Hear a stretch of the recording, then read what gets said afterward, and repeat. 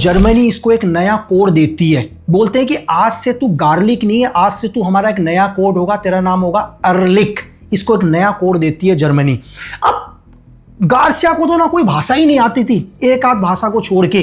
अब इसको बोलते हैं कि तेरा काम है तुम इंग्लैंड जा, और इंग्लैंड जाने के बाद क्या कर, हमारी हर इंफॉर्मेशन को हमारे तक पहुंचा।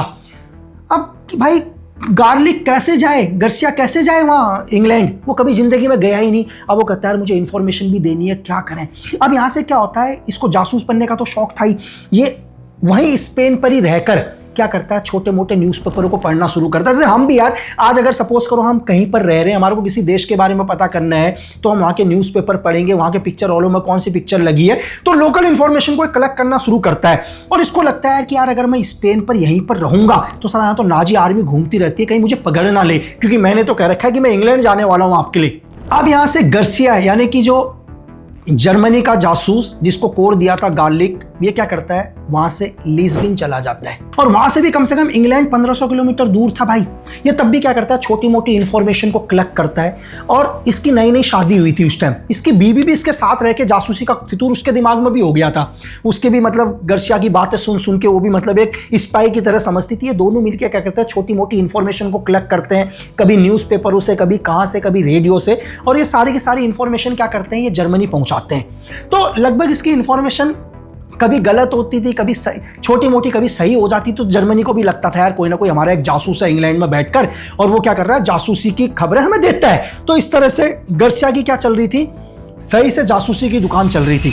और यहीं से जर्मनी में क्या हुआ, इस टाइम क्या होता है, ये लगभग 1930 या 1935 के दशक की बात थी। धीरे धीरे सेकेंड वर्ल्ड वॉर की फुसफुसाहट आ रही थी पूरी दुनिया के अंदर।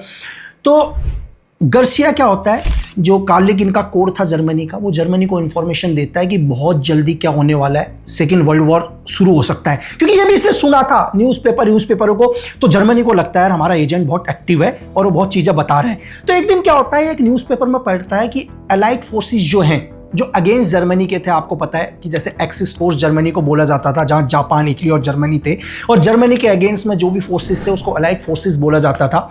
तो ये कहता है कि उनकी अलाइड फोर्सेस क्या है, कल सुबह शिप से मूव करने वाली है। जबकि कुछ दिन मतलब महीने 2 महीने पहले इसने कहीं सुना था कि अलाइड फोर्सेस जा सकती है, तो उसने तुक्के में बोल दिया कि उनकी अलाइड फोर्सेस शिप से मूव करने वाली है। और रियल में क्या होता है, अगले दिन पूरी अलाइड फोर्सेस शिप से मूव करती हैं। और यहाँ पर यह बात जैसे ही जर्मनी को पता चलती है तो इसका रुतबा भयंकर बढ़ जाता है। वो बोलते हैं एक ऐसी इंफॉर्मेशन जो हमारे एजेंट नहीं बता पाए, वो भाई हमारे को गार्सिया ने बता दिया। तो यहां से उस दिन से गार्सिया बहुत हीरो बन जाता है जर्मनी की नजरों में। अब जर्मनी इसको बोलती है कि हम तुम्हें पैसे भेजते हैं जितने पैसे चाहिए। अब भाई गार्सिया पैसे ले कैसे यार, क्योंकि गार्सिया रहे तो कहीं और रहा है और इंग्लैंड में पाउंड चलते हैं। अब गार्सिया बोलेगा यार मैं पैसे कैसे लूं, तो गार्सिया बोलता है कि जब भी मुझे जरूरत होगी मैं आपसे पैसे ले लूंगा। और गार्सिया यहां पर क्या करता है, एक 27-28 लोगों की टीम बनाता है। बोलता है कि मैंने अपनी एजेंसी के अंदर 27 लोग और भर्ती कर रखे हैं। एक्चुअल में कोई भर्ती नहीं करे होते हैं, सब कागजों में होते हैं। और ये जर्मनी को बोल देता है कि मैंने 27 लोग और रिक्रूट कर दिए हैं। और मैं आपको ये बताऊं कि आपको शौक लगेगा कि जर्मनी ने गार्सिया को उन 27 लोगों का पेमेंट किया। और आपको पता है उन 27 लोगों का कितना पेमेंट था, एक आदमी के एक दिन के 7 करोड़ का पेमेंट था उस टाइम, 7 करोड़ ईच पर्सन। तो सोचो कि जर्मनी को इंफॉर्मेशन कितनी जरूरी चाहिए थी कि उन्होंने 27 लोगों का पेमेंट किया। अगर ये बात MI6 या MI5 अपनी वेबसाइट में नहीं बताती तो शायद इतिहास में ये बात कभी पता नहीं चलती।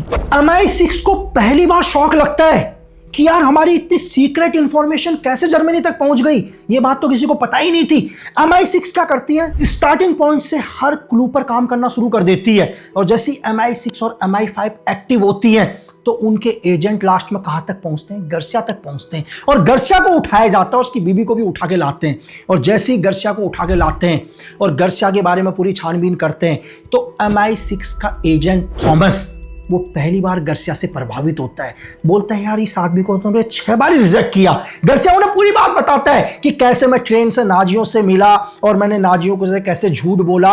तो बड़ा प्रभावित होता है थॉमस और उसको बोलता है कि गार्सिया आज के बाद तुम MI6 के लिए काम करोगे और आज से तुम हमारे एजेंट रहोगे और तुम्हारा कोड नेम रहेगा गार्बो।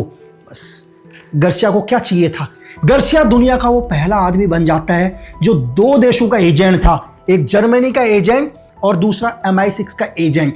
थॉमस उसको बोलता है कि आज के बाद तुम जर्मनी को वही इंफॉर्मेशन दोगे जो हम तुम्हें देंगे और तुम जर्मनी की रियल इंफॉर्मेशन हमें तक पहुंचाओगे। तो इसको बोलते हैं डबल एजेंट। हिस्ट्री में गर्सिया पहला वो आदमी था जो डबल एजेंट बना।